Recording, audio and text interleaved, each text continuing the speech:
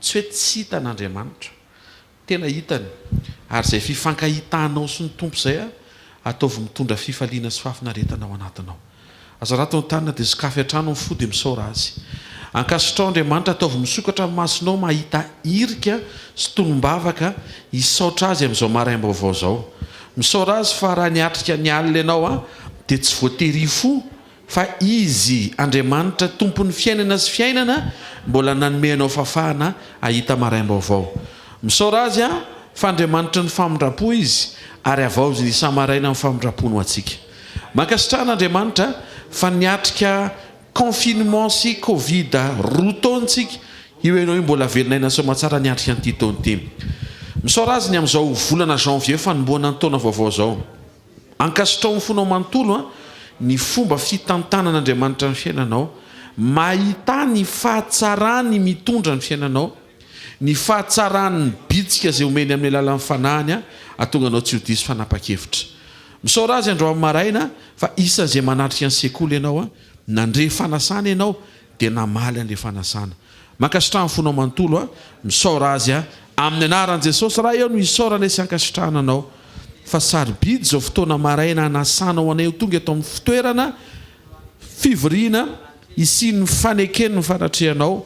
Misaotra ho an'izay afaka manaraka miaino mijery afaka andray ny teny fiainana avy aminao amin'ny anara maherin'i Jesosy Kristy Tompo.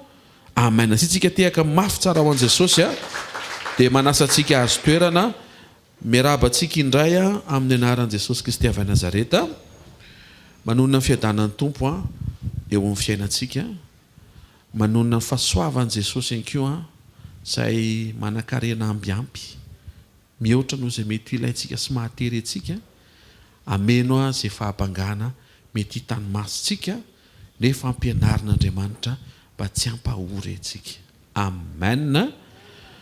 Androantsika dia mbola iresaka ny amin'ny tontolon'ny vavaka ho fitohizan'izay efa napetraka Andriamanitra teny ambava mpanompony latsinainy omaly talata ary mbola fanamafisana andreo fahamarinana izay nomena antsika. Miavaka ny kristianina. Avy miaraka amiko izay isa roa telo miavaka ny kristianina.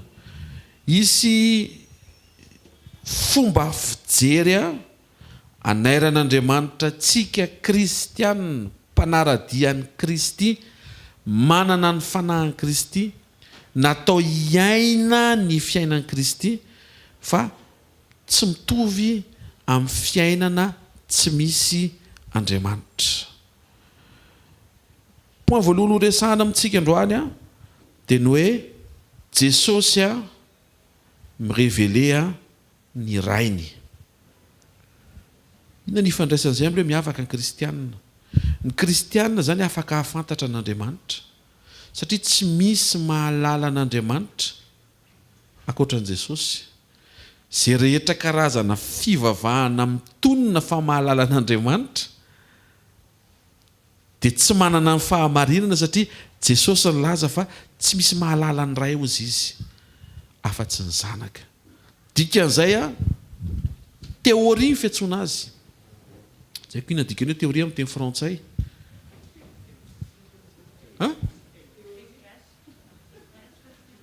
Amin'ny teny gasy vinavina-kevitra. Tsy voatery ho marina zany ilay izy fa hevitra avoaka mety ihany koa hoe ny fieverako azy. Zay ny atao hoe teoria. Ary be dia be amin'ny olona ny miaina eo amin'ny teoria fa tsy miaina ao amin'ny fahamarinana. Maro amin'ny olona miteny hoe toy izao Andriamanitra, ary na ny olona izay niaraka tamin'Andriamanitra ao amin'ny testamenta taloha azy dia nanana teoria koa fa soa fa tonga Jesosy. Satria nisy fahadisoana teo amin'ny fomba fandraisana an'Andriamanitra raha tsy tonga Jesosy. Jesosy no nanintsy ny fomba fijery diso no teren'ny olona avy amin'ny fihevitry ny olona sy izay nahazatra ny olona ary izay hitan'ny olona. Azareo ve zany? ohatra fotsiny zao Eli zao mivavaka mahafinaritra be ny témoignage-ny Eli fa misy zavatra banga teo amin'ny fiainan'ny Eli fa tao amin'i Jesosy ny fahafenoany témoignage. Eli zao miteny fa nanotonareo dia miantona ny orana. Nefa Jesosy ny teny teoriana hoe Andriamanitra ny ozy izy mora fanahy ozy izy mameno masoandro ny orana amin'ny ratsy fanahy sy ny tsara fanahy. Ohatran'ny hoe mahagaga ilay tenenin' Jesosy hoe tsy any amin'ny resakorana kay. Azontsika very izy. Dia ratsy tonga zany Jesosy dia ametraka ny olona hoe Andriamanitra miazona orana ho an'ny ratsy fanahy Andriamanitra. Nefa tsy an'ilay izy. Fa na ny ratsy fanahy ary mampalahelo raha tsy latsaka ny orana. Satria na Andriamanitra ary malahelo raha nona ny ratsy fanahy. Fa anisan'ny tena sosian'Andriamanitra raha tsy hiova ilay ratsy fanahy. Ka raha vao tsy mamaky Baiboly zany ianao dia ametraka hevitra ianao hoe ohatr'izao Andriamanitra. Fa ty teny aminao fa tsy voatery ho marina izay eritreretinao izay. Le tenenin' Jesosy no marina. Asutehaka ho an'le tenenin' Jesosy ary. Luka 10:22 ny anaran'i Jesosy. Ny zavatra rehetra dia efa natolotry ny raiko ahy, hoy Jesosy. Ary tsy misy mahalala ny zanaka afa-tsy ny ray. Ataovy hoe hoy Jesosy. Ary ny ray dia tsy misy mahalala afa-tsy ny zanaka sy izay tia ny zanaka anehoina azy. Avereny hoy Jesosy. Eto Jesosy dia manazava tsara fa misaoran'Andriamanitra naniraka, hoy Jesosy. Amantaranareo bebe kokoa hoe iza ny ray. Fantatrareo ve anatin'ny fifandison'ny resaka teraka avy amin'ny fifandison'ny fifankafantarana. Rehefa tsy fantatrao ny interlocuteur anao dia 99% ho diso ny conversation ary tsy ahomby ny négociation. Asika ve zany ho ampisera malala tsara an'izany. Ho inona ny azonao tenenina, inona tsy azonao tenenina arakarak'ilay olona miaona sy miresaka aminao. Mihoatra noho izay ny fahafahantsika miresaka amin'Andriamanitra. Satria mivavaka dia miresaka amin'Andriamanitra. Fa raha tsy azontsika hoe iza Andriamanitra dia raté zavatra be deaibe tsika. Inona dikany hoe raté? Ho diso zavatra tsara be deaibe avy amin'ny tsy fahampin'ny fahalalantsika an'Andriamanitra. Ny problema tsy any amin'Andriamanitra fa ny problema ao amin'ny olona izay napiditra amin'ny fahotana. Eny hoe tsara, napiditra amin'ny fahotana Adama, nanimba amin'ny masony tsy ahita an'Andriamanitra eo amin'ny tena ilay maha-izy azy. Fantatsika tsara fa ny fahavalon'ny fijery, ny fahitana sy ny vision dia fahotana. Raha vao ela loatra ny olona anankiray anaty fahotana dia tsy misokatra amin'ny masony. Zay mahatonga an'Andriamanitra naniraka an'i Jesosy ary nidiny Jesosy tamin'ny fanatretena hanafaka ny olona amin'ny fahotana mba hisokatra amin'ny masony olona fa tia azy Andriamanitra. Azareo ve le izy? Ianao tonga eto androany maraina io zao mety mieritreritra ianao andrefy ny fitiavan'Andriamanitra anao amin'ny zavatra mitranga sy tsy mitranga eo amin'ny fiainanao. Fa rehefa mijery ny Baiboly tsika tsy avy amin'ny zavatra mitranga anao naporofon'Andriamanitra fa tianao izy. Mbola tsy nisy ianao dia efa niporofony fa tianao izy. Naniraka an'i Jesosy izy ary fony mbola mpanotsika dia efa maty hamonjy antsika Kristy. Siotehaka mafy tsara ho an'i Jesosy. Raha androany maraina zany misy olona manatrika eto misalasala ny amin'ny fitiavan'Andriamanitra dia averina ianao 2 arivo taona lasa hoe nisy lehilahy anankiray niantona teo amin'ny hazo fijaliana ary zao no teneniny aminao jereo ny tanako. Amen. Milamina ny tokantranonao eo aminaran'i Jesosy. Tokantrano afaka hiaraka amin'Andriamanitra ao anaty vavaka satria tokantrano mitombo amin'ny fahalalana hoe iza ilay Andriamanitra hivavahana. Amen. Nisy taon'i Paoly rehefa nandeha nitory tany amin'ny jentilisa dia nahita alitara anankiray dia teo amin'ny alitara nisy soratra hoe ho an'ilay Andriamanitra tsy fantatra. Dia tonga dia nampidirin'i Paoly hoe io Andriamanitra tsy fantatra io izy io ilay tena Andriamanitra Jesosy no anarana izy izy. Ary zay mahatonga Paoly miteny fantatro zay inoko. Tsara ianao mino fa tsara ianao mba fantatra an'io hoe tahaka ny ahoana ny toeran'ny finoanao sy ny fototry ny finoanao sy le hoe izy Jesosy inonao. Eto Jesosy dia miteny fa tsy feno incomplète ny fieveran'ny olona ny définition-ny hoe izy Andriamanitra. Raha mijery fotsiny tsika hoe nanomboka tamin'ny andron'ny Adama i Abela, dia misesy daholy Enoka, Noa, i Abrahama, Isaka, Jakoba, Josefa, Mosesy, Josoa, ny mpitsara, Saoly, Davida, Samuela, etsetra sy ny sisa. Tadiavinao andao zany anarany Hébreu zany. Alleloia. Niaraka tamin'Andriamanitra ireo olona ireo. Fa raha ireo olona ireo no hitantara aminao, dia ny expérience personnelle ny ainany a lasa voarainao. Nefa tsy voatery ho zay ianao. Josefa zao raha mampianatra dia mety hiteny izy hoe tandremo fa mety ho ratsy eritreritra ny rahalahinao. Satria manizy ny teny an'izay, zay ny ainany. Fa tsy voatery ho généralisenao ka manomboka miova amin'ny masonao hijery prêt-à-pot aminao koa ianao. Ka ny Josefa zay, fa tsy ka anao. Niseho tamin'ny Josefa tamin'izay Andriamanitra, andro amin'ny maraina manam-baovao mafalo anao iseho eo aminao koa Jesosy eo amin'le kanao. Ny atonga antsika tafiditra anatin'izay dia ny fahafantarantsika hoe izy Andriamanitra. Dia ho Jesosy tsara ny manomboka eo amin'izay mety nitenen'i Moïse, fa tsy ampy izay ho tenen'i Moïse. Satria tsy Moïse ny manana ny révélation momba ny ray. Tsy maintsy ny zanaka. Moïse tsy zanaka, fa izy Moïse serviteur fidèle et copain. Fa tsy fils. Fa Jesosy no nidina naneo ny nahazanaka azy anampetsika mba alalantsika hoe izy Andriamanitra. Raha nanroaka ny Adama sy Eva tao Edena ave Andriamanitra dia ratsy fanavy izy. Ao amin'i Jesosy mivalan'izay. Tsy ratsy fanahy izy. Misy teny anankiray zao hoe esory ny hazonay naroaka zareo hiala ny Edena, sao izy mihinana n'le hazo ny fiainana mandrakizay ao anatin'le fahotana tsy voabebaka, dia ho ratsy fefara ohatry ny devoly tsy ahazo famelan-keloka.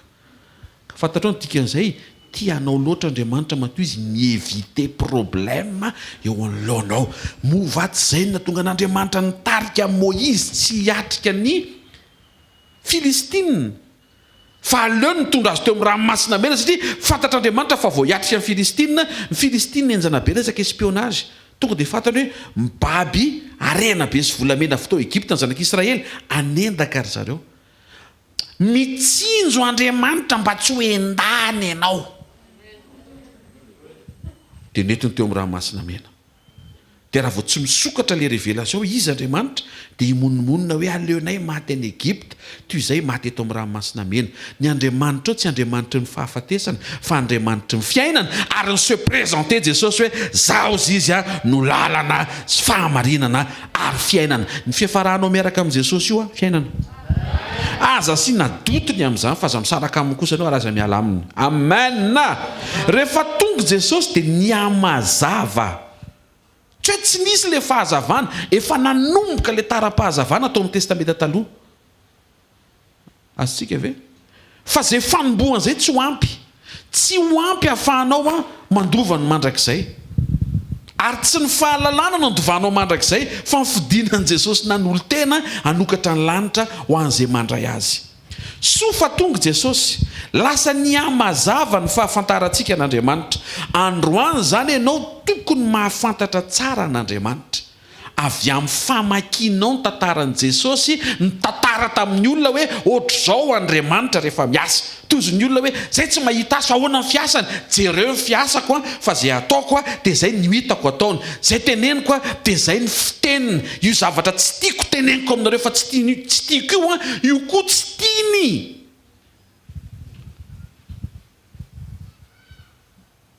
Mazava sa mazava? Ka hitany hoe mazava sa maizina, tsy mahazo mamaly maizina ianao. Tsy maintsy mazava. Fa manina zany tsika mila mamaky ny filazantsara. Ianao mazoto mamaky Baiboly io. Efa nanokatra Facebook fa maraina pasteur dia efa namaky publication le raha lasana bavy. Tsy ny le teneniko fa le manokatra Baiboly ianao manokana.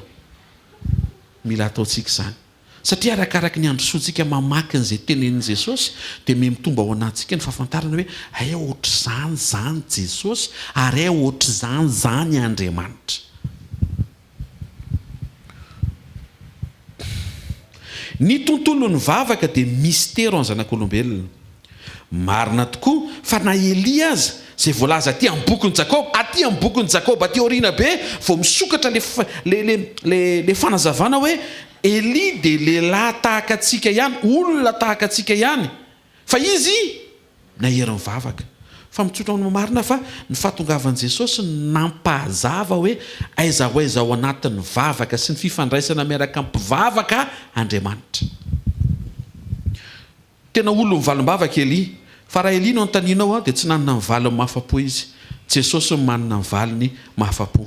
Ary tonga tokoa zao androany maraina tsy za manana mivaly mahafapo anao sy ny ankohona sy ny tokantranonao sy ny zavatra mety lalovanao fa Jesosy. Amen. Ny tontolo mivavaka dia mystero ny zanak'olombelona. Ao no miteny hoe mila miakatra tendrombohitra vao mivaly. Ao no milaza hoe mila mifady sakay sy tongolo vao tena mamaly ny tompo. Ao koa no miteny hoe tandremo fa ny glasy au chocolat tena tsy hamalian'Andriamanitra vavaka mihitsiny. Izany hoe samy manana ny zavatra hoentin'ny olona fa androantsika hiverina amin'izay tenenin' Jesosy. Misy dika ny zavatra teneniko izany. Aza ririrana ny fampianaran'ny olona hoe tena fanamana dia tia misy lamba ohatran'ny fotsifotsy misy anna brody avy any Israely raha voasariny eo amin'ny loto dia mivaly mivavaka. Mamaky baiboly reto. Hiara-maky baiboly moa tsika izany fa tsy nareo reto isika. Alleluia. Io zao tonga saina be maninona ary misy taona le hoe manokatra baiboly tsika dia coloriena le baiboly le verset. Dia tsy nety navita an'izay hatramin'ny farany, navita nanomboka ihany dia aveo tsy hita le baiboly dia tsy maintsy nanomboka baiboly vaovao dia tsy navita nanao le vaovao intsony. Fihinana tonga saina raha colorienao iny baiboly iny dia ho voasarika ny sainao any amin'ilay voakolorie fa tsy hanao révélation vaovao. Rasoloha tsy ilaina. Ohatra manokatra baiboly dia mahita amin'ny bokin'ny Salama hoe Jehovah vonjeo aho dia colorienao iny hoe vonjeo aho égale aza menamenatra fa tsika menakavy any eny sady nareo tsy hitan'ny télé fa za rery no hita le fazy. Raha diso zany dia tsy maninona le fazy. Inona ndika le hoe Jehovah vonjeo aho dia lasa mijanona eo ianao mety tsy voavakinao le manaraka satria voasarika tamin'iny. Iny le hitanao omaly. Fa raha mamaky renao androany dia mety ho zavatra varenao ampahitananao androany. Ary raha mamaky renao rapitso dia mety ho zavatra varenao ampahitananao rapitso. Ao any dikan'izay raha piasa couleur eo dia aza ferana eo amin'ilay coloriage sy le terme vao colorienao na le mety ho voambolana nisarika anao tamin'izany ny fifantohanao amin'izao. Mety zavatra varenao tiana Andriamanitra hoterena anatin'ilay verset anankiray. Verina atondray aho. Ny tontolo mivavaka dia mystero zanak'olombelona. Samy milaza ny eritreretiny ny olona ary samy mijoro avolombelona fa ny aza ny mahomby. Azontsika hoe zany. Fa rehefa tonga Jesosy dia izay vao mazava tsara hoe ahoana marina le izy satria Jesosy no fahamarinana. Azo ekena ny adihevitra mialohan'ny famonjena. Fa rehefa vita ny famonjena tsy mahazo madihevitra intsony satria maninona vita ao amin'ny Jesosy ny zavatra rehetra. Mifarana ao amin'ny Jesosy ny zavatra rehetra. Ny tahotra, ny tebiteby, ny fisalasalana, ny tsy fahalalana, ny zavatra be dia be mety mampiasa ny sainao tapitra ao amin'ny Jesosy. Misy zavatra tianao taperina ve androany maraina? Hoe tao amin'ny Jesosy fa tapitra io. Amen. Ny karazana fanontaniana momba ny lasanao ny androany sy ny ampitso izay mariako etona fa ny ampitso miinteresen'Andriamanitra kokoa momba anao satria izay namambarany hoe ny amin'ny ho avy no antanio aho. Izay mahatonga antsika tsy afaka miresaka momba ny passé. Ny resahanao momba ny lasanao dia ny fahafahanao mandray lesona avy amin'ny fahararahana ary ny fahafahanao mankasitraka an'Andriamanitra avy amin'izay namaliny ianao. Ny ambiny atodio any amin'ny futur atao le amin'izay. Amen. Jauna 15:16 dia izay no teneniko anao hoe fanamafisina izay fanambara teto ilay izy. Naran'i Jesosy tsy anareo no mifidy aho. Misy afaka miara mamaky amiko ve? Fa izaho no mifidy anareo mba ninona ka nanendry anareo mba handeha sy hamoa ary mba hareta ny vokatrareo mba homeny ray anareo izay rehetra angatahanareo amin'ny anarako na inona na inona. Hoy Jesosy tia le révélation. Andriamanitra raitsika dia mamaly vavaka satria zay no antony vavaka. Raha tsy tonga Jesosy dia tsy azontsika izany révélation zany satria Jesosy nanome an'izany. Ary naneritreretintsika raha hoe ohatr'izay dia ho fafan'ny fotoana iny raha tsy nitenenin Jesosy. Ahoana re Azontsika ve zany zavatra resahako vao maraina be zany?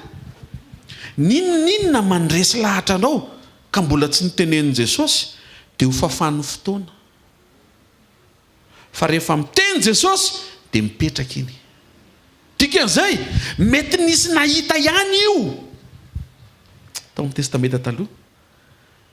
Fa hita dia tsy hita dia ohatry mandresy lahatra, ohatry tsy izay indray dia le izy aloha tsy haika avy, le izy dia ohatry mivaly, dia ohatry tsy mivaly.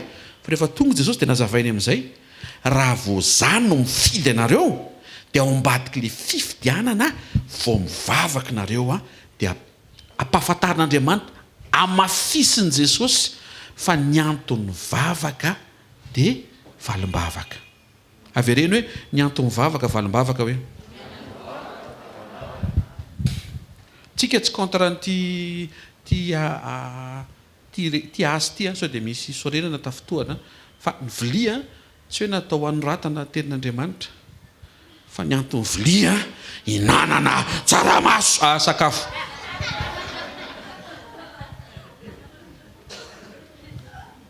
Ny antony vavaka valim-bavaka. Avereny miaraka amiko hoe ny antony vavaka valim-bavaka.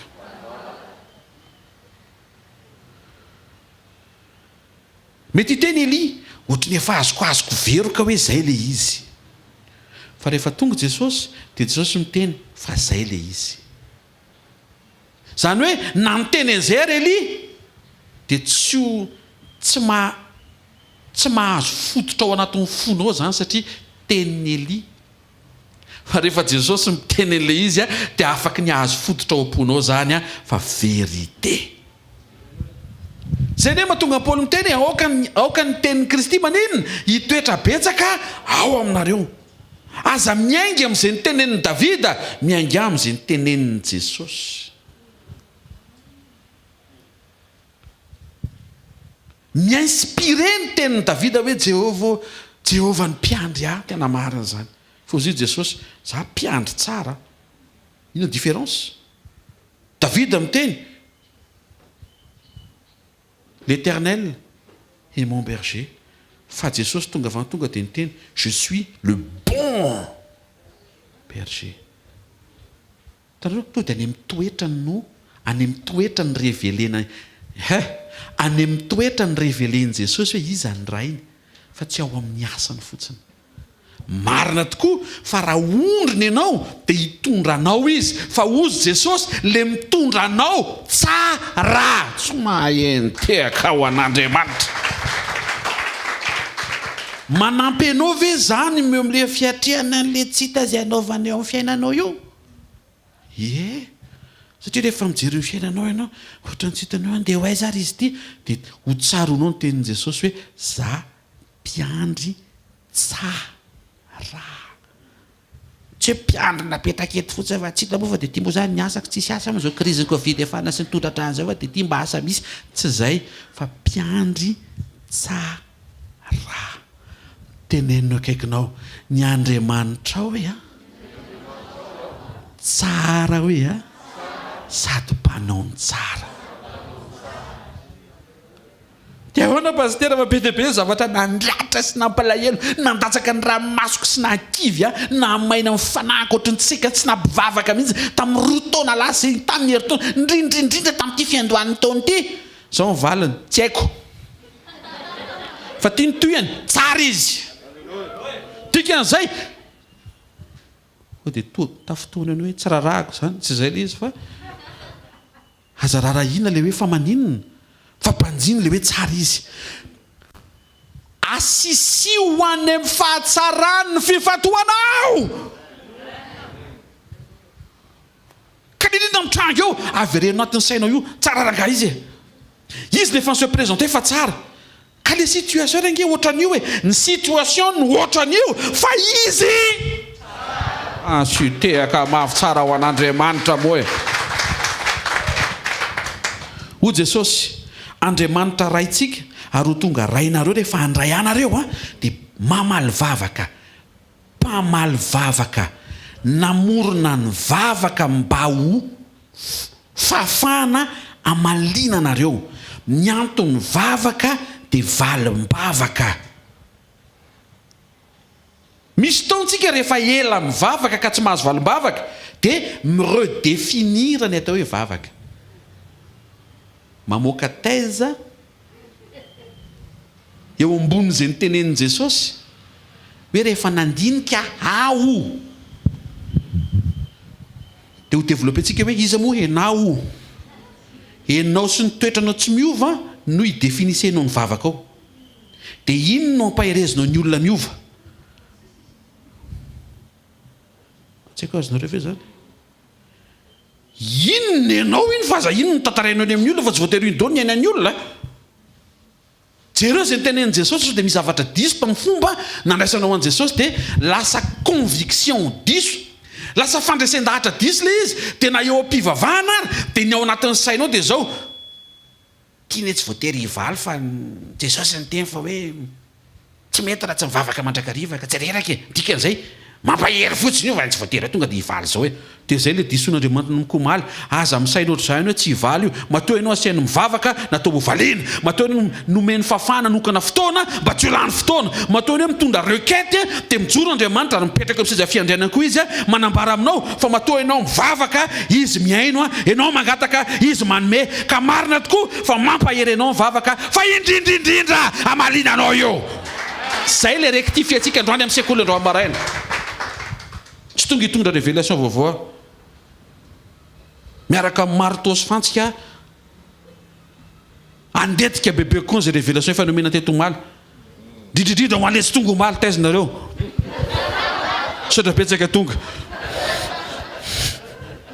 ao ve Jesosy any angely ny teny eno tsara tena kekinao Jesosy any aloha ny teny hoe raha vao tsy mivavaka ianao dia reraka, raha vao mivavaka ianao matanjaka. Aiza le problema mila vahana? Ny problema mila vahana dia ianao resy lahatra hoe ampianary rehefa matanjaka fotsiny zay mihitsy le tsy eken'Andriamanitra. Tsy tanjaka no antony vavaka fa valim-bavaka. Plus matanjaka tsy mahay nitehaka ao an'Andriamanitra. Rehefa mandeha misakafo ianao tsy haiko fa mialatsiny fa ny amin'ny fanazavako any amin'ny sakafo izy mazava be. Rehefa manao commande frite ianao, rehefa manao commande frite ianao tsy ketchup ny tonga eo. Fa inona kay? Ataovy tena manana tsara le air. Eny mety na frite na ino mantsy arakaraka le menaka. Leloy amin'ny frite izy zay zany. Rehefa commande frite ianao inona ny tonga eo? Tsy ketchup fa inona? Frite. Kanefa misy ina miaraka aminy. Asutehaka mafitsara ho an-tompo e. Hitanareo zay le karazana saosy manodidin'izay lasa ano fifantohanao. Tsy mety raha tsy mivavaka mandrakariva ka tsy reraka. Jesosy ny teny miareta tory mivavaha mba tsy hidiranao fakapanahy. Dia lasa ny raison hivavahantsika tsy hiditra amin'ny fakapanahy. Tsara zay tena kekinao saosy reno e. Fa tsy Jesosy. Zany hoe tsy feno zany e. Jeu de mots izy mba ho azonao. Fa ny antony le vavaka amalinanao amin'le zavatra nentinao. Fa ianao mpangatahana sy amin'le mandray an'le ilainao iny tonga dia arovana ianao tsy hiditra amin'ny fakapanahy.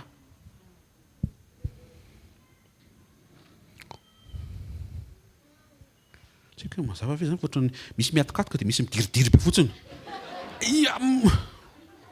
Fantatra fa mihinana ianao koa tena ao zao misy tsy mihetsika mihitsy fa mandray be.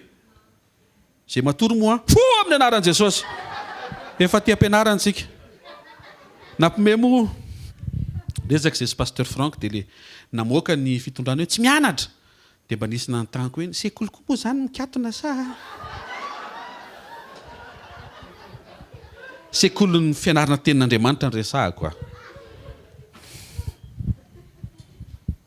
Tsy hoe mampahery fotsiny ambara-patonga amin'ny valiny le vavaka. Na iny koa hoe aheresanao ambara-piavian'i Jesosy na tsy ho avy ary le valina. Iny le finoana kely manaraka iny diso mihitsy le rectifien'Andriamanitra. Sy manino ny anazy miconfirme fotsiny izay inonao. Tonga avy aminao raka izay inonao. Nefa le inonao diso. Ary iza nan diso azy?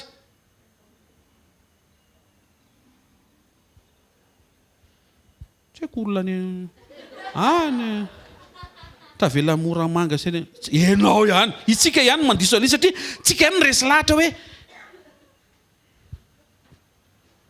manaraka ny tia nefa rehefa mahery fotsiny de efa zay de lasa négligenao le hoe amaly an'iny any Andriamanitra minao fa tsiaro ianao amin'ity marain'ity fa ny Andriamanitra ao de Andriamanitra tsara tsy maniraka anao corvée andohalika izy nefa tsy sininina akory tsy hoe ny antony vavaka de fanamafisana ny oza dohalika tsy zay ny antony vavaka de atonga anao ovaliana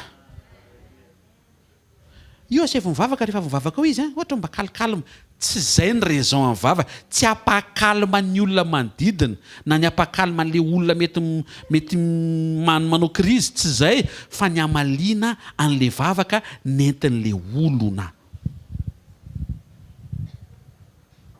enao rehefa irahana mandeha mividy mofo de tsy hoe exercice iny fa miverina avy anao miaraka mofo satria ny oza tongotra ao tsy azo hoanina tsy haiko mazava ve zany alleloia mihina fa mizavatra misokatra ao anatsika dikan'izay vao mivavaka ianao amboary ny sainao avereno ny sainao tongava saina fa vao mivavaka égale le za zany ohatran'ny tena mientana be manao an'le vavaka égale de le vala le retour zany tena ohatran'ny hoe tapaka câble zany vavaka égale sy tehaka mahafantompo raha azonao zay tsy misaraka ny vavaka sy valim-bavaka tsy azonao sarahana ny vavaka sy valim-bavaka nafaran'izay niatrika zavatra mafy be ary ianao mialatsiny efa tsy azonao sarahana ny vavaka sy ny valim-bavaka ka le zay le pasteur misy zavatra efa nangata efa 20 taona mbola tsy mivaliana tsy rarako ny 20 taona fa tsy azo sarahana ny vavaka sy ny valim-bavaka avereno ny sainao misy zavatra fotsiny ao mila kitihana so de enao ihany mametra an'le izy eny 20 taona ary aritra ka izay 10 taona manaraka tsisy val aza miteniteny foana ohatry zany amboariny sainao fa matoa ianao mivavaka de Andriamanitra anao promesse fa amaly ianao tsy misaraka ny vavaka sy ny valim-bavaka vao miresaka zany tsika hoe vavaka de tokony tonga ao anatsika ny hoe valim-bavaka ny olona talohana tongavan'i Jesosy de nisalasala hoe inona marina ary mivavaka taona nazava ohatran'ny Abrahama zao nanazava hoe mivavaka de firesahana amin'Andriamanitra fa ny zavatra hitako de zao tsy voatery ho azonao de gaga ny olo fa mina tsy voatery ho azonao ka nisy taona nangataka an'Sodoma Thomas Gomora de tsy azoko le valiny de raha miaingy amin'izay ianao de faussé satria nisy antony matoa tsy nomena ny Abrahama le izy diso ny révélation sy ny demande nataony nangataka certificat de résidence izy tany amin'ny épicerie tsy haiko hoe azonareo ve zany diso le zavatra nangatana tany amin'ny interlocuteur de niteny l'épicerie hoe labzisy fasy sy kafokasika misy ato de lasa mivadika théorie hoe tsy mahazo mangataka certificat de résidence any amin'ny épicerie fadio nefa azo angatana le izy fa tsy any amin'ny épicerie raha tsy hoe président fokotany manana épicerie kanefa tsy afaka manao an'izay koa izy eo amin'ny épicerie izy manao soni tsy mety tsy tokony any braony izy azo reo nga matiky tenenina Jesosy eto tonga ary isaorana azy be dia be fa tonga izy ary mbola isaotra azy tsika fa mbola hiverina izy tonga Jesosy dia izy no révélé fa ny antony vavaka dia valim-bavaka Andriamanitra ray dia mitady mpivavaka ary Andriamanitra mitady mpivavaka dia Andriamanitra mpamaly vavaka ataontsika exemple hafa ny antony entraînement tsy atonga no salama fa fandresena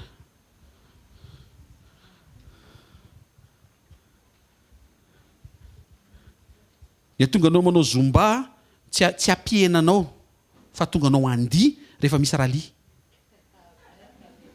le antony le izy mihitsy ny aventsika kely androany kanefa ao anatin'izay miainao azy ianao rehefa manao exercice fa tsy le fiainana le objectif fa raha miditra ianao anatin'ny danse dia ny objectif fa danse tsy haiko hoe misy olona tonga saina avy andro manasa tena mbola abadeniny janvier fa manino zany keny resana sy averimberina azoty vavaka ianao amin'ity taonty na ny fomba fiatrehanao le vavaka ary miova satria le considération anao an'le vavaka mihitsiny a lasa aprisika anao hivavaka tsara. Alohan'ny mivavaka avereno le izy, matoa zany hivavaka de mivaly le izy. Dia ilana zavain'ny pasteur Rodolphe Maliny, mahatonga anao tsy mahita vavaka satria tapitra ny sujet momba anao. Omenany ny teknika tadiava sujet momba ny hafa.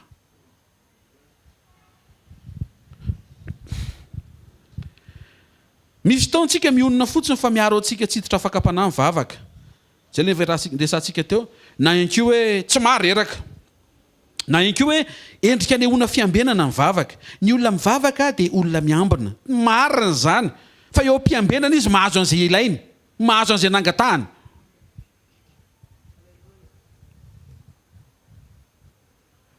Fantatrao ve ny fetra sy ny dikan'izany fomba fijery diso zany? Mba tsy hiditra amin'ny fakam-panahy fotsiny fa tsy voatery hivaly. Dia hozy Andriamanitra hoe hivaly. Eny mahatonga mivavaka aloha, eniko mihitsy rehefa avy mivavaka dia mahery sy matanjatanjaka. Dia hozy Andriamanitra hoe tsy izay fotsiny le izy ka fa le zavatra niresahanao tamiko rehetra omena daholo. Tena tsy haiko hoe haiko hoe natao hivaly izay entinao. Satria Andriamanitra efa niteny fa iainao anao. Misy mihevitra hoe hiambina fotsiny fa tsy voatery hivaly. Tsia, natao hivaly. Avereny hoe natao hivaly. Manamora an'le valy natao anao kosa nefa le fijoroana tsy hiditra amin'ny fakam-panahy. Ianao tsy reraka miresaka amin'Andriamanitra ary ianao miambina satria ny anton'le fiambenana tsy le valim-bavaka fa ny fiavian'i Jesosy. Azareo, ianao zany mangataka manao intercession eo, le intercession mivaly. Fa miampy an'izay tsy variana ianao. Ka rehefa misaoha Jesosy dia tsisy an'le tavely ianao. Ary ny tenin' Jesosy dia mazava fa ny midéclencher an'le hoe voavaly ianao dia ao amin'ny vocation. Efa natao hoenona izay voafidy rehetra hatramin'izay. Misy ny tafiditra ary misy ny tsy tafiditra, tsy nafantatra an'izany izy. Misy ny voafidy fa tsy nafantatra hoe ny avantage ny voafidy enona. Misy mieritreritra hoe ny avantage ny voafidy ombana, iantohana. Fa tsy voatery hoe enona foana 100%. Aiza koa ve dia Andriamanitra koa ve dia eno 100% zay resahanao hoe. Tozidy Jesosy tena raha voavavaka ianao dia 100% zay resahanao raisiny daholo izy sérieux be. Zay tenenao rehetra dia raisiny daholo. Tika zay na enao koa zany mila sérieux tsy tokony resadresaka an'izay ohatrany hoe kivazovazonao tena taony iny. Tsy haiko azotsika ve zany.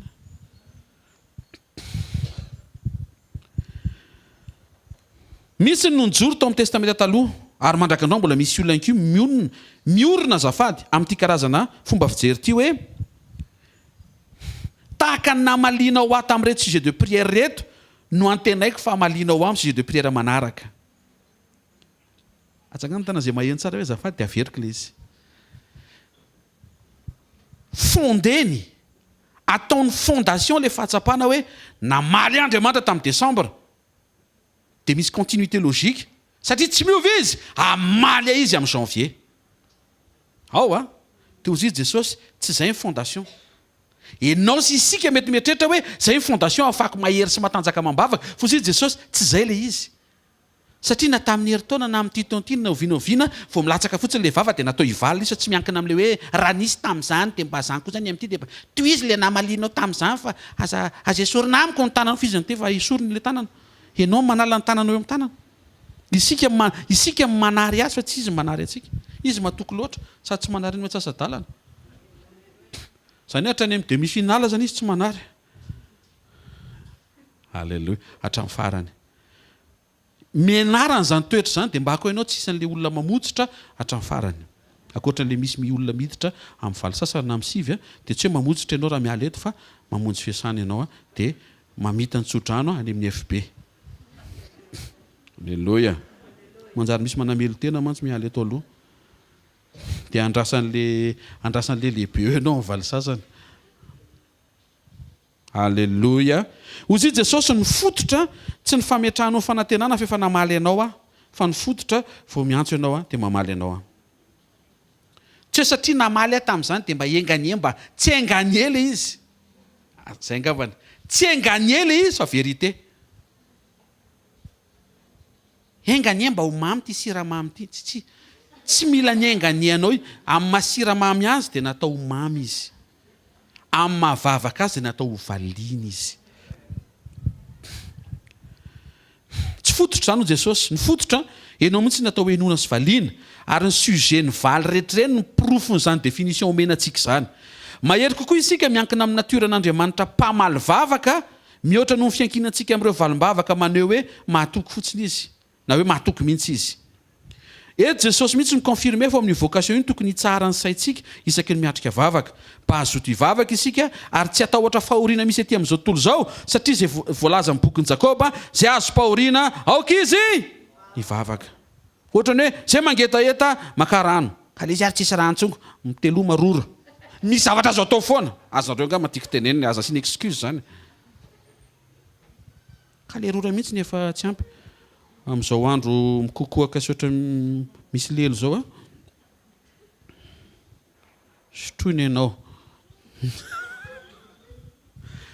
Tena misotra amin'ireo marina fa tsy hitanao intsony ny krikiny io rehefa any amin'ny désert tsisy rano ianao. Sady mahatsara azy a, solution saline misy sira. Ho an'izay efa nanandrana. Tovy tamiko tamin'izany. Misy azo fahoriana ve? Aoka izy hivavaka. Satria raha vao mangataka ianao ao anatin'ilay vavaka hoe ty fahoriana ty mila zakako dia mila ioarako, dia inona ny valiny? Lasa zakanao sy lasa ioaranao.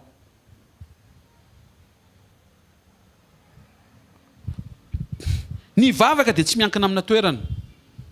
Jona tao kibony hazan-drano, Daniel tao andavaky ny liona, Davida teo amin'ny seza fiandrianana. Aztsika ve zany? Tsy ao anaty fahoriana ihany fa ao anatin'ny tafita be koa mbola mavita mivavaka. Teo amin'ny seza fiandrianana izy tsy sondriana fotsiny fa mpanjaka be mibaikibaiky fotsiny fa mivavaka izy mba ho baikibaikon'Andriamanitra koa ny fiainana. I Abraham teo amin'ny fahafenoan'ny fitahiana izay niainana mbola voalaza fa olona mpivavaka ary mbola mpanatitra eo amin'ny alitara. Zany hoe fa azony daholo izay niriny fa mbola tonga foana izy mamonjy sekoly indrindrindrindra ny latsinainy ny talata sy ny larobia izay maminy zareo olona testamenta taloha sy olona testamenta vaovao mandraka androany. Tenenina akaikinao tsy misafidy toerana mivavaka hoe naiza misy ianao hoe teneno izy misy réseau foana hoe sady tsy lafo ny mega hoe sy mahentehaka ao an'Andriamanitra. Dia teneno izy sady tsy miankina amin'ny telefônina koa hoe na tsy manana azy ianao hoe afaka miantso an'Andriamanitra. Dia mangata telefônina zay. Ka raha mangataka ianao dia azo sa tsy azo? Manomboka miditra ny lesona. Ny vavaka dia tsy miankina amin'ny fahabangana iainana. I Abrahama zao tsy nanan-janaka, navita mivavaka. Isaka tsy nanambady, navita mivavaka. Jakoba tsy nanana fiainana, navita mivavaka. Josefa very rêve, navita mivavaka. Joba feno fery, navita mivavaka. Ianao tsy fantatra hoe misy inona fa raha zay ianao mavita mivavaka. Amaina sa aleluia sa hoasany zany?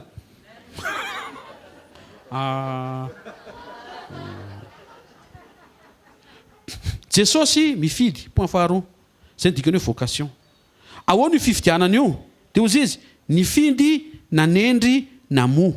Ireo ny mamaritra an'ilay vocation. Ao anatin'ny vocation misy antoka fa natao hoe nono ianao ary mamerina ny antipisian'ilay vavaka araka ny namoronan'Andriamanitra azy. Ilay vavaka tsy niova fa ny olona niova. Zay nga mila mazava zay. Efa hatramin'ny voalohany ilay vavaka natao ho valim-bavaka. Fa ny olona miova miala eo amin'ilay programma fifidianana dia tsy mifankahita amin'izay définition ny vavaka izay ny sainy.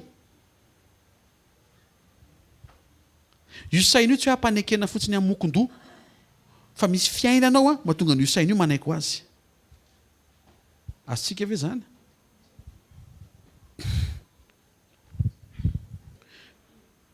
Very izy tamin'ny Adama dia naverin'i Jesosy ary no amafisiny. Hoy Jesosy, Andriamanitra dia miandry vavaka mba ho valiana ary Andriamanitra mifidy ny olony mba ho henoany vavaka. Mahatonga anao henona vavaka ao amin'ilay vavaka natao hamaliana vavaka anao dia satria voafidy ianao. dia ahoana paster no mantaraka fa voafidy voafidy anao tongeto aloha zany zay zao dia efa indisy indreo metrehitra efa ny olona rehetra mahazo tongeto fataro ny baiboly nasaina ny olona rehetra fa misy olona hoentin' Jesosy eto ary andrehan'le fampianana sy fampahirezana ao ambadiky ny fifidianana. Jauna 15:19 naran Jesosy, raha naman'izao tontolo izao nareo dia ho tiany azy zao tontolo izao, fa satria tsy naman'izao tontolo izao nareo, za efa nifidy anareo niala avy tamin'izao tontolo izao dia ala an'izao tontolo izao nareo. Out of the world, miala an'izao tontolo izao. Zay le anton'le fifidianana, nesorina tsy ho amin'izao tontolo izao. Miala amin'izao tontolo izao. Mazava be zany, isika zany mila miala amin'izao tontolo izao, tsy hoe miala eto Madagasikara, satria na mankany Maorisy dia izao tontolo izao koa any. Fa le atmosfera an'izao tontolo izao tsy tokony ilomaniosanao. Ianao zany ety amin'izao tontolo izao fa tsy manao ny fomba an'izao tontolo izao. Zay le fifidianana. Dia ahoana pasteur? Dia ahoana ny ifandraisan'izay amin'ilay hoe rehefa mivavaka tsy maintsy hivaly. Tao ho tara io tsy hinonao. Rasoare. Na dia niteny ary Jesosy na hoela na hoaingana io dia tsy hinonao zay teniny zay raha vao tsy mifandray fiainana aminy ianao. Le vérité mifandray amin'le vie, zany lalana sy fahamarinana ary fiainana. Zay mahatonga antsika tsara kokoa miroso ao amin'ny fiainan'Andriamanitra mba ho mora amin'ny saintsika ny anaiky ny fahamarinan'Andriamanitra. Le izy anie efa zay fa ahoana ny eken'ny saintsika an'izay rehefa mandeha ny fiainana? Ny fitoeranao amin'ny fiainan'Andriamanitra ivelan'izao tontolo izao. Tena akaikinao, zao tontolo izao hoe manimba ny sainao, tsy fandray hoe amin'ny zavatra tenenin'Andriamanitra. Hitanareo zany lasa batenina be le olona tenenina hoe ianao rehefa mivavaka dia misy valim-bavaka ane. Dia le zao tontolo izao mbola nomena vahana, iny le andraikitra tsy niraisiny, tsy amela an'le saina anaiky fa zay no atao hoe vavaka. Dizaka nandeha hivavaka dia ohatran'ny mavezatra be foana hoe hovaliana sa tsy hovaliana, satria manina misy zao tontolo izao mbola tsy nialana. Zavatra anankiroa mazava tsara le izy zay ny vavaka, fa ianao koa misy zavatra mila ataonao miala amin'izao tontolo izao. Tsy mety aminao no mijanona eo amin'izao tontolo izao nefa ianao anatena fa hoe mivavaka dia tsy maintsy mivaly. Tena marina foana le vavaka tsy maintsy mivaly fa animba ny conviction any anatinao le izy. Manampy antsika zany ifandray bebe kokoa sy tsaratsara lavitra amin'Andriamanitra ny fitoerantsika eo amin'ny sitrapon'Andriamanitra. Na ny fahatsapahanao ary miova rehefa tsara ny fijoroanao. Amen. Mijoroa tsara. Nesorina tsy eo amin'izao tontolo izao. Elia zao nalaza fa nahery mivavaka. Ahoana kay ny parcouriny? Tokana any amin'ny renoranonkerita, tsisy olona miaraka aminy, izy rery ihany. Out of the world. Nesorina tsy eo amin'izao tontolo izao. Nasain'Andriamanitra nitokana tafasaraka tamin'izao tontolo izao dia jereo ny efikasiten'le vavaka. Tsy fantatra Elia zany androany vao nitenen'i Jesosy zany hoe io zay ny antony. Tsy androany hoe tamin'le fotoana nitenenan'i Jesosy vao nazava hoe aikeny na nesorana ny Elia tsy eo amin'izao tontolo izao zany mba ho mafiorina tsara le fifidianana. Ny fanahany Elia taiza indray taty amin'ny fahatongavan'i Jesosy tao amin'ny Jauna. Izy indray Jauna olona pakany amin'ny désert, olona tsisy namana firy, kozainy anankiray any mba namany, Jesosy no anarany. Nafantareo aketo tsy dia misy olona fantany ny akanjony. Volon-drameva tsy mba nisolo mihitsiny. Fa manao lasa ohatra mitokatokana daholo le olona satria manina esorina tsy eo amin'izao tontolo izao mba ho efikasy le fifidianana ampanaiky ny saina fa raha vao mivavaka dia mivaly. Dia iny le révélation tamin'ny latsinainy. Hozy izy mpianatra tamin'i Jesosy, zay mpianatra Jauna dia ampianary zay hivavaka tahaka nampianaran'ny Jauna mivavaka. Zany hoe anisan'ny ministèran'ny Jauna, ohatra ministèran'ny Elia vavaka. Ny efficacité an'izay izy le nesorina tsy eo amin'izao tontolo izao. Dia androany amin'izay dia hoana zany paster androany fa za koa ohatry ny Elia sy ty Jauna tonga dia esoriko daholo eto akanjo eto dia manao volon-drameva. Mampatahotra be anao raha manao volon-drameva voaka zay efa tonga Jesosy. Tsy localisation tsy olona izy ho any amin'ny désert mba hitokana fa ozy Jesosy. Raha hivavaka ianareo. Wow! Sofa tonga ho a Jesosy. Asutehaka aloha fa sofa tonga Jesosy. Raha hivavaka ianareo. Dia aoka maninona ozy izy? Makao amin'ny secret place. Ao amin'ny efitrano mangingina. Akatony dia ao amin'izay miresaha amin'ray fa raha efikasy ny tondrana ny Elia tany amin'ny renoranonkerita, efikasy lavitra ianao mitokanao amin'ny rainao satria efa rainao izy ary mifanany efa ao anatinao. No amoraina mba tsy andeha hitokatokana quelque part ianao. ka tsy haiko ianao le tsy hita elaela io ka nandeha nitokana tonga avy mamonjy sekoly dia avy mamonjy sekoly dana mitokana tandraro amin'izay ve le misy zavatra rektifie na be deaibe amin'izao zany afaka mikatotrano ianao dia ao ianao mahazo an'izay azo n'zareo tamin'izany a le antoka ao anatinao fa raha voafidy a ny esorina tsy eo amin'izao tontolo izao mitsangana ianao avy eo sady efa anatin'le vavaka renao le conviction fa mahazo toerana vao mivavaka dia mamaly Andriamanitra anatin'le vavaka ohatra n'le niteneniny amen ve o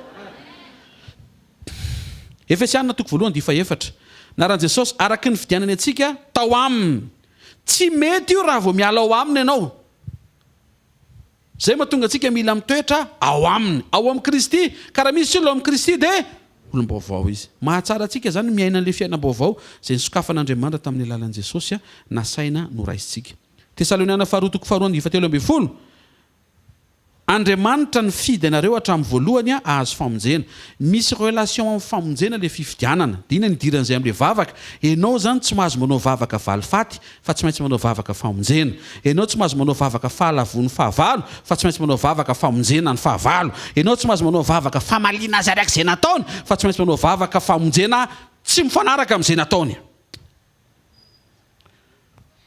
ka matoa zany tsika revelen'Andriamanitra hoe vao mivavaka ianao dia mivaly dia manantena Andriamanitra fa ho sujet mahafinaritra no entinao atao fantany Andriamanitra fa Andriamanitra ny fijinjana ianao no tefa zay mamafy mijinja tsaroko mihitsy le zay mamafy rivotra mijinja tadio aokizy jinja tadio tena kekinao tsy famonjena zany hoe tena kekinao tsisy olona voavonja na tadio zany hoe inona ke nataon'i Jesosy rehefa nisy tadio sy rivotra be teny ambony sambo izy tsy teny fizanonareo retiny namafy rivotra tany ampasehanareo tany iza avoay ny dossier fa izy mpamonjy mangina mitsahara vavaka famonjena mahita olona PTP malefaka ohatry ny sanakondry anomonoko andro maraina hanao vavaka famonjena ho an'ny olona rehetra tompo fonjao i ministra iny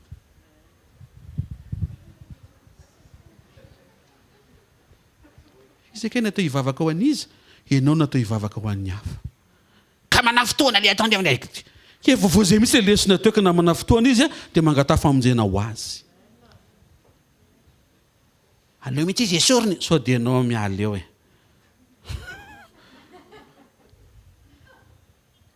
raha ianao ve no ampisafidianina hoe ohatranao zany anatina toeram-piasana anankiray tsara be ny avantage tena loger nourri véhiculé tout dia omena safidy ianao na ianao miova na ianao esorina dia mba meo amin'ny valiny avy any aminao zafady indrindra hoe zao maray zao alohan'ny ikatona an'ity fotoana ity inona ny valy teninao miova ko maninona ny vavaka ataonao ho an'ny hafa esorina niditra le izy azotsika ve zany azotsika zany fa za mo tsy mamaly azotsika zany dao tsika hijoro amin'le kristiana authentique inona ny andrasan'Andriamanitra amintsika hivavaka hanova zavatra tsy le vavaka no manova zavatra fa Andriamanitra mamaly an'le vavaka nasiana ho etaeta mba hiova le izy raha hiteny manitsika hoe ny vavaka manova zavatra dia hanompo vavaka io indray ianao fa tsy vavaka manova zavatra fa le Andriamanitra mpamaly vavaka mihitsy mahay manova ny zavatra rehetra satria manino izy rehetra tsy miova ary ny amin'ny rehetra objet azo ovaina avokoa voatendry aninona ke pastera amin'le hoe voafidy dia voatendry toy izy Jesosy voatendry amo inona le amo hitondra fruit zay indray matière misy coefficient ambony be atao amintsika toetra hainao ke zany voatendry amo eto zany misy mety hoe za pastera tena voatendry reko mihitsy fanendrena voatendry hitondra seza isaky ny fotoana maraina misaotra anao mibata seza fa ny fanendrenanao andefitra voatendry ianao hifaly hitondra fifaliana ary ampifaly manodidina anao voatendry ianao anam-piadanana amoaka ny toetra n'Andriamanitra vokatry ny fanahy le hoe amo fruit de l'esprit toetra n'Andriamanitra natobaka ao anatin'ny fotsika ny olon'ny testamenta taloha dia naneho toetra mitovy amin'ny toetra n'Andriamanitra ary mety mifanatrehan'Andriamanitra satria toetra tsara fa rehefa tonga Jesosy tsy toetra n'olombelona mety fa toetra n'Andriamanitra mihitsy nampidirina ho ao anatsika ianao zany tsy hoe malemy fanahy ohatra ny Mosesy fa ianao manana fahalemem-panahy vonina sy disponible ao anatinao ohatra ny fahalemem-panahy an'i Jesosy Wow! Ianao zany tsy malemy fanahy ohatry ny olona fa malemy fanahy ohatry an'Andriamanitra. Zay le manahaka an'Andriamanitra. Ny ankabeazan'ny olona manahaka an'Andriamanitra amin'ny hery sy ny fahefana. Mamindra tendrombohitra, tsy mamindra tendrombohitra aloha fa mamindra fo. Afindrako ny fonao, tsy zay. Ianao no mamindra fo amin'ilay olona aloha. Tendrombohitra zany hoe teny akaikinao, zany tendrombohitra zany ho afindrantsika eo foana zany hoe. Fa famindra-po aloha hoe. Amin'ny teny anglisy dia hoe I give, dia rectifie-n'Andriamanitra, you forgive. Andeha hanome alohany hanomezana aloha ndana mihavana, iny le fihavanana, forgive. Iny dikany hoe forgive, mianatra kely forgive, forgive, forgiven. Dikan'izay pardonner, any pardon aloha. Hitanareo amin'izay tsy any amin'ny don fa any pardon aloha. Io zavatra be dia be ny andro amaraina zao fa dia tsy haiko loatra ry tsika reto ka mba ho tain'Andriamanitra kosa tsika menakavy reto. Mba tsy handalo foana ty fanomanana voalohany taona ty. Amen. Tsy haiko raha mbola afaka hamarana amin'ity troisième point ty fa tsy maintsy taperina ny troisième point. Jesosy mampianatra. John 11:41 minaran'i Jesosy. Dia nesorina ny vato eo amin'ny fasana Lazarosy ary Jesosy dia nanandratra ny masony ka nanao hoe raha eo saotranao fa efa niaino ianao. Lasa mipetraka kokoa ny fiainon'Andriamanitra anao mihoatra noho ny fahasarotana nentinao tao anatin'ilay vavaka anananao assurance fa tsy maintsy mivaha. Ny fifalianao tsy tokony any amin'ilay valim-bavaka assuré fa tokony any amin'ilay Andriamanitra mirassuré. Ena tsisy nitehaka. Oh là là, efa mba teny efa mba nasiana rimy efa tena efa amboarina mihitsy mba hafana amin'ny fivoriana. Tsy haiko raha azonao ve zany?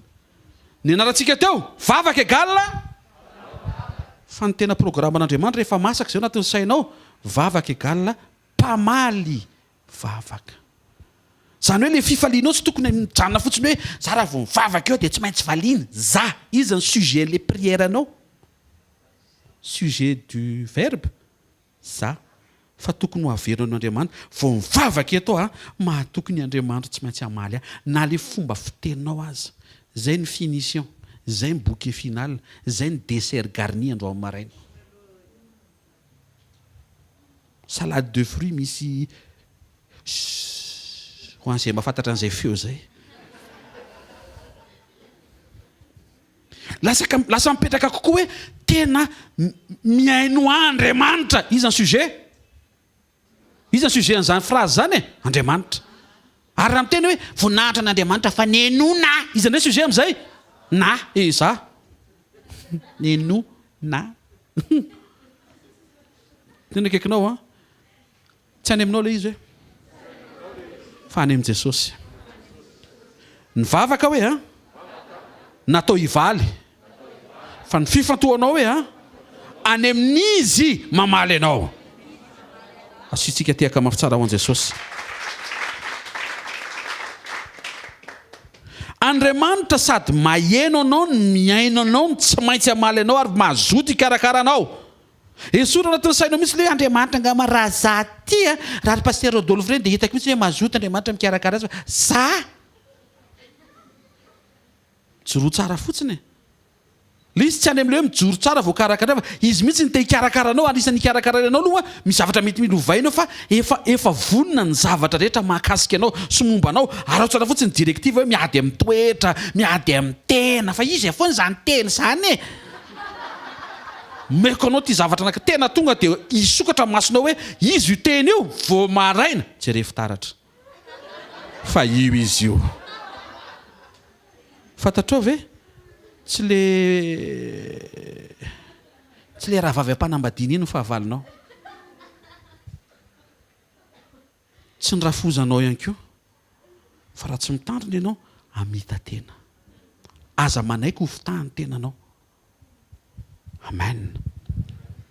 Na dia vavaka ary égale valim-bavaka, dia apetrao foana ny fifantohanao tsy ho any amin'ilay valim-bavaka fa any amin'ilay mpamaly vavaka.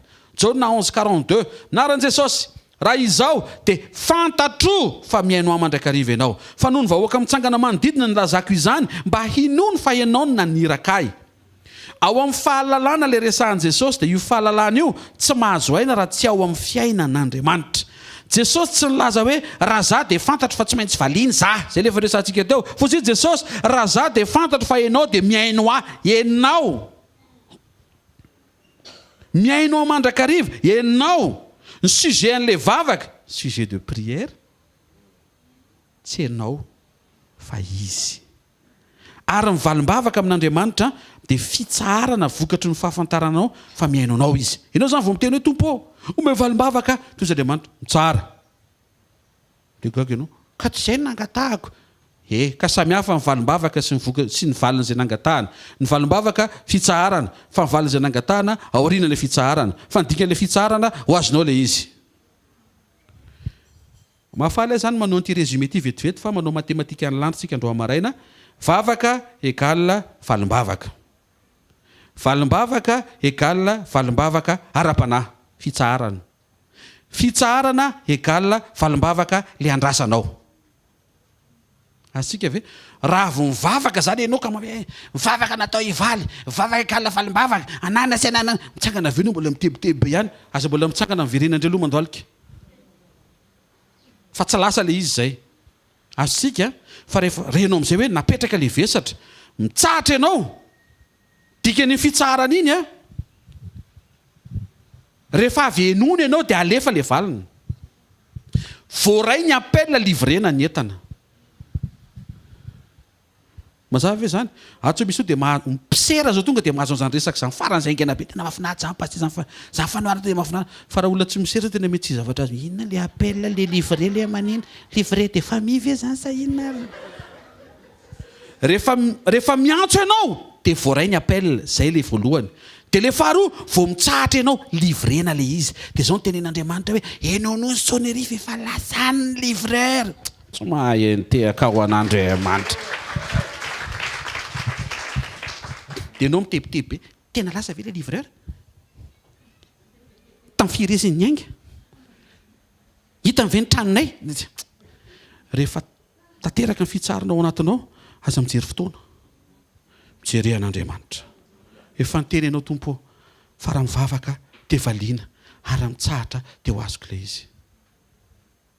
Dia hitanareo, reo ny zava-dehibe amin'Andriamanitra, ianao mifaly fa enony, ary ianao mitsahatra fa omeny le izy. Dia hoe tsy ifandraisana amin'ny zavatra rehetrarehetra mihitsy le zavatra andrasany sy omeny ianao. Ny ao an-tsainao zany dia hoe Andriamanitra raha mba mpanomponao dia ataovy misy orana. Dia avy ny orana, alleluia, tena mpanomponao to. Hitsahatra kely indray, dia mitsahatra indray. Ianao zany faiseur de pluie sy beau temps eto amin'ny tanàna eto zany. Hitanareo amin'izay tsy any amin'izay le izy. Andro amin'ny maraina tian'Andriamanitra ianao hifaly fa miaino anao izy. Tena akaikinao mba hasio fifaliana amin'izay ty fiainany ity hoe fa natao enona ny vavaka ataonao. Dia raha vao mitsahatra ianao hoe dia fa miaingany le izy.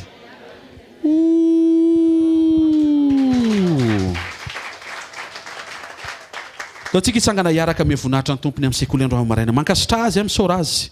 Nentin'Andriamanitra atao am-pontsika ahalala hoe inona ny tena tia ny tenenina sy tia ny atao. Ary tiantsika hiombona aminy mba tsy ho disitsika rehefa hivavaka. Hisalasala hoe natao ampahery ahy, natao hiambenako. Tsy tian'Andriamanitra aditra dia nasainy mivavaka. Tena faly Andriamanitra rehefa tsy maditra ianao fa indrindrindrindra izay nangatahanao mivaly. Any amin'ilay anton'ilay vavaka mihitsy natao ho valiana. Amen. Ny anton'ilay fifidianana mba tsy hala ao aminy ianao, tsy heverinao amin'izao tontolo izao efa nanesorina sy ny fidianana anao hoe ny fidina ianao tsy ho ao amin'izao tontolo izao dia aza mampidikizo ny tenanao hiverina any amin'izao tontolo izao nefa ianao efa ny fidina hiala tao. Dia le fahatelo teo misy mivalim-bavaka fa banjiny lay mpamaly vavaka.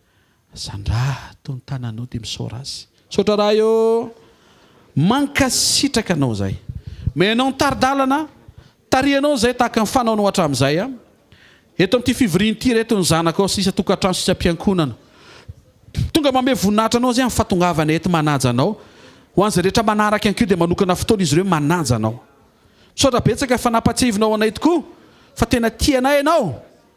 Tsy zioga le vavaka fa fotoana ahafahana mifandray ao anatina fahamarina. Hifonanay aminao fa izahay ihany nandiso ny sainay sy nandiso ny finoanay. Ary misy taona izay mivavaka fa mametraka hoe tsy voatery hivaly. Androany tena namafisinao avy fito eny fa natao hivaly izay rehetra vavaka ataonay. Tsaroviny tsiraray avy andresy an'ilay fahakamoam-bavaka. Ampio tsiraray avy andresy an'ilay fahavarimbarianina tsy hivavaka. Amin'ny anaran'i Jesosy, tahiony tsiraray avy, ay anokatra amin'ny fony sy ny masom-panahiny, hibanjina sy hijery ianao, mahatoki-piainy sy mpamaly vavaka. Amin'ny anara maherin' Jesosy Kristy velona masina sy manan-kery avy Nazareta. Amen. Amin'ny anaran'i Jesosy. Amen. Mahazo toerana vetivety. Ironao fanatytsika. Amin'ny zoma fotoanatsika ao amin'ny trampokin'olona. To dia rehefa sesa ty azafady. Trampokin'olona sabotsy anko. Ataovy vitanao mandamina amin'ny fotoananao. Mba ho isan'izay privilégienao ho tonga eo amin'ny présence an'Andriamanitra anatina fivoriana iombonantsika. Ataovy manampy ianao ny teny izay voarainao amin'ny alalan'ny pratika izay ataonao. Zavapoana izay rehetra voaraintsika eto raha tsy mampiarina. Mahereza ao amin'ilay teny. Amen. Raha do mitady kivikivy tsy mahita valim-bavaka hita maso ena mitady hotaka mivavaka, ampahereza ny tenanao avy amin'ilay teny. Mivavaka dia natao hivaly. Za mila mahafantatra an'izany ary mila mibanjina an'ilay mpamaly vavaka. Mila mitsahatra fotsiny ka raha vao mitsahatra dia miala an'ilay izy. Tsy ambadika ho fotoana ilay izy fa ambadika ianao ilay mitsahatra. Hitanareo amin'izay problemantsika ambadika ilay fotoana ela be. Probleman'Andriamanitra ambadika ilay fitsarana tsy hitany. Dia izay ilay mila petraka tsara fotsiny fa rehefa tsy tonga androany io tsaratsara koa fahatongavany io rapitso. Tsy haika ina ohatra ina zao telefônina farany za moa tsy maharaka fa ny anazy eo dia miasa dia mety iny na efa commandeur iny mavita ny asa amin'ny foana. Ina ny telefônina faraparany reto an'izay mahalala aza menamenatra hoe ty tena mpiondana telefônina beka mo. Ina ohatra 13 iPhone 13 zay 13 efa 13 sady ve efa tsy naharaka evelabe zany. Dia saintsena hoe mangataka iPhone 13 ianao androany dia maritraritra kely izy mivoaka ny 14. Tsy le 13 no meny anao fa le 14 mivoaka amin'izany. Ka matoy taraiky le tsara lavitra amin'ilay vanim-potoana androany le omeny anao. Hitanareo misy zavatra mila misokatra ohatr'izany mba ahafahanao mahita hoe Andriamanitra akory tsy adala tsy manome anao ny androany. Amen. Endrisa tompony fahendrena. Tononona raisiny tsodrano amin'ny anaran'i Jesosy Kristy avy Nazareta, ho arovana ny fanahinao, ny ainao sy ny tenanao tsy anatsiny ambara-piverenan'i Jesosy any amin'ny rahona lanitra. Tononona ny fisokafan'ny ao anatinao alala sy ametraka an'izao fahamarinana izao natao hovaliana ny vavaka izay ataonao. Mahita ny fifantohanao hitodika any amin'ilay mpamaly vavaka mihoatra noho ny amin'ilay valim-bavaka tianao hitranga. Amin'ny anara maherin' Jesosy Kristy Tompo manonona ny fahatsaran'Andriamanitra hiasa eo amin'ny fiainan'ny tsirairay avy izay manatrika eto eo amin'ny tokantranonao io fiainan'Andriamanitra anao amin'ny anaran'i Jesosy fiadanana. Zay raha vao ho atsangana sy amboarina, zay laha vao Andriamanitra merina amin'izany amin'ny laoniny. Zay banga ao Andriamanitra no ameno an'izany. Raha misy azy pahoriana aoka izy hivavaka fa ao mivavaka natao hovaliana izany amin'ny anaran'i Jesosy Kristy Tompo. Tononona ny fahavitanao tsara, ny fanomanana ny fiatrehanao ny taona amin'ny anaran'i Jesosy. Tononona ny fiarovana anao, hery, tanjaka, fanasitrana, fahasalamana.